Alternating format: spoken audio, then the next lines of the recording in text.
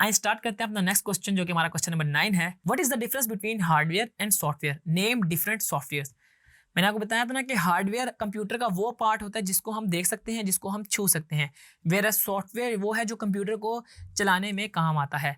तो आपने इनका हार्डवेयर का और सॉफ्टवेयर का डिफरेंस बताना है। तो हार्डवेयर को आपने ऐसे एक्सप्लेन करना है कि hardware refers to the parts of computer that you can see and touch, जिसको आप देख सकते हैं, उसको टच कर सकते हैं। सीपीयू है, मॉनिटर है, कीबोर्ड, माउस, प्रिंटर वाला सारा का सारा हमारे पास हार्डवेयर में इंक्लूडेड है। एंड देन है हमारे पास सॉफ्टवेयर।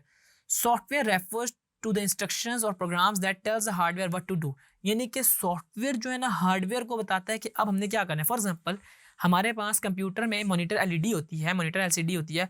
वो क्या होता है कि वो तब ही रन करती है जब हमारे पास कंप्यूटर में उसका डिस्प्ले तब आता है जब हमारे पास विंडोज हुई हुई हो। अगर हमारे कंप्यूटर में विंडोज नहीं हो तो हमारा कंप्यूटर स्टार्ट ही नहीं होगा। स्टार्ट तो हो जाएगा लेकिन हमारे पास कोई डिस्प्ले नहीं आ रहा होगा।